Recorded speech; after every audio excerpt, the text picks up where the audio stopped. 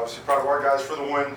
Really a back and forth game, one that we didn't start off very well in, and one that we just found a way to just make enough plays to take this thing into overtime and then find a way to win it. You know, like I told the players in there, football is football, and I'm not going to waste a lot of time in the locker room talking about the things that we didn't do well. I'm going to more focus on the fact that we found a way to win.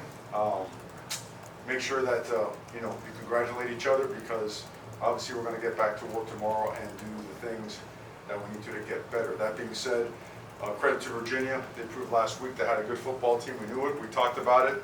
We just didn't come out very good in the first half, you know, and they did some things schematically that, you know, things weren't clear, the pictures weren't clear, and then we just had some, you know, we were a little bit flat, you know, call it what it is. So, but just finding a way, and we did. So, questions? All right, what did you say to your guys all week? What did you say to your guys all week about, we all know the story of Virginia, what they've gone through the last 11 months, and it's clearly a very resilient group of kids and coaches over there. What did you say to them about what they've shown? Just the way they fight. Sure. Well, the first thing is the last 5 games, I think, come down to a score, one score last year, right? A couple of overtimes, 3 overtimes to be exact. And then the bottom line is watch the tape and watch the way that they played against North Carolina. It wasn't by accident. They didn't beat them by accident. In fact, they fumbled the ball out the back of the end zone where they could have gone up by 10. They played really physical. They really they used tempo to their advantage. Wide zone really hit for them. They've got a really good feel for that play. Their quarterback he's effective. He's a leader. He understands the offense really well. He extends plays. He can run. We knew they had some really, really good players, and they were playing really good football, and they were going to be inspired. And we felt that we would too, and we felt we had a good week. But it did not show early. But we don't. You know how we do it. It's on all of us. We didn't coach it well enough. We didn't play well enough. But we found a way. That's what's most important. That's the standard to win. And so we found a way. Mario, in kind of a similar vein, what does it say about like the mental toughness of the team to, you know, go to a second straight overtime game and pull out a win again? I think what it shows is that there's nothing we haven't seen. I'm sure there's a few things we haven't seen, but you could hit that theme hard, because at the end of the day, it's about belief, right? And play the players that you trust the players that you play. And I guess it comes down to the simplicity of, you know what, it's just, man, days like that, when you start off like that, it's hard to just kind of try to put a finger on it. We practiced well. We did. We practiced hard, and we thought, man, we're going to come out, you know, hitting on all cylinders and doing what we've done. But I guess the best way to put it is, our team by now should feel that there's not a situation that we can't overcome. We've seen a lot of being down in the fourth quarter. We've seen ourselves turn the ball over. We've been in holes. We've been up and then behind.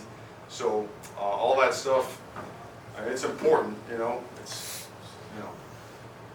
difficult on the heart a little bit, but besides that, it's really good for your football team to be able to respond the way they did. So moving forward.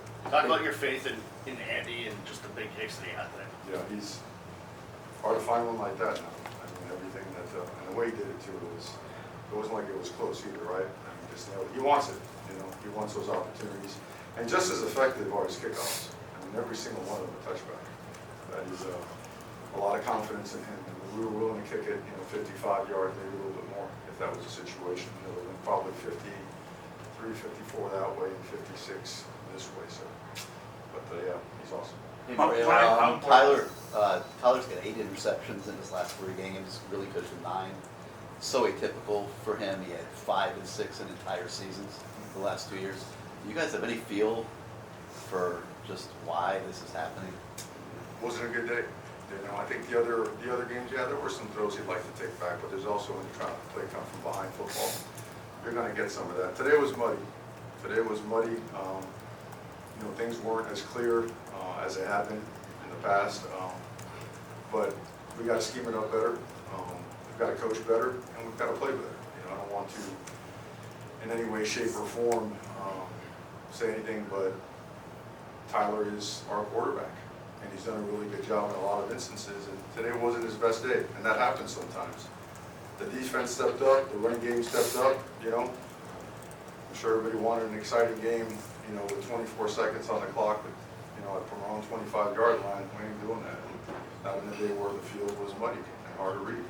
Mario? We put in the hands of the people that were moving some people around, and a couple plays later, we answered.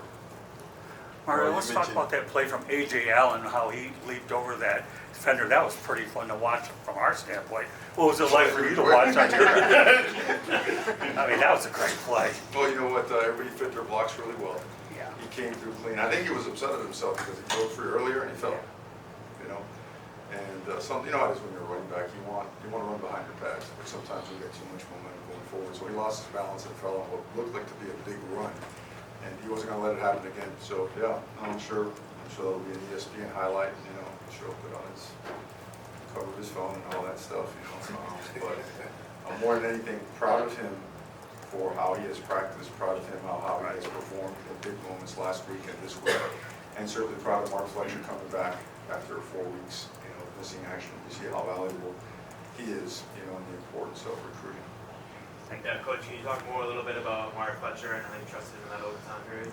It's complete trust, you know, and he's, an entire running back crew, you know, they've had their nicks and their bumps, more than that. Really, that's why sometimes it's who wins the job that week, but other times it's, some guys are banged up. They really are. They run hard. And Mark Fletcher runs really hard, you know, and he's a really big dude. And he has a complete trust of the entire organization. Mario, this is, I know bowl eligibility is obviously never the goal, but it is one of the steps. You are bowl eligible. Again, just what does that mean to the group to be able to check, at least check the first box, I guess? Sure, progress, you know, everything from our academics to our community service to how we conduct ourselves to our football team, our different systems, the caliber of human being, the way that we are around each other, the way we're around other people, treating people with respect, and then valuing football and what it does for our community and what it does for our program. All that stuff is getting better. So I'm going to say the same thing till in the grave. Progress and a long way to go. So a few more for Coach. On the last play, on the scoring play, it looked like Cohen kept Fletcher in bounds, kind of like nudged him so he stayed in bounds. Just that's kind of a heads up play, you know, see from most people. Yeah, well, it was muddy over there, that's for sure, right? And I know that it looked like they raked at his helmet, almost like they were trying to tackle him by the helmet, and he was able to keep his balance. Tremendous just poise and tremendous awareness by Mark. He put a foot in the ground and just, you know, went right there. It was pretty clear, you know, that's why everybody kind of rushed out there, but, you know, I want to make sure that we got the official call from the officials. Mario, the pass rush, I think, had 5 or more sacks, I think, from the third straight game, if I'm remembering right. Obviously, Branson had a big third down sack, Ruben had a big sack at their last drive. What's been working for the pass rush lately, and how big was that today? It was awesome to have Branson being back in full speed, because he's been out for a while. And we all know when you guys saw him at the room, that there's going to be, you know, he's going to be laid up for the rest of the season. We miss him, because he's a great player. And every day from him is pressure. It's pressure.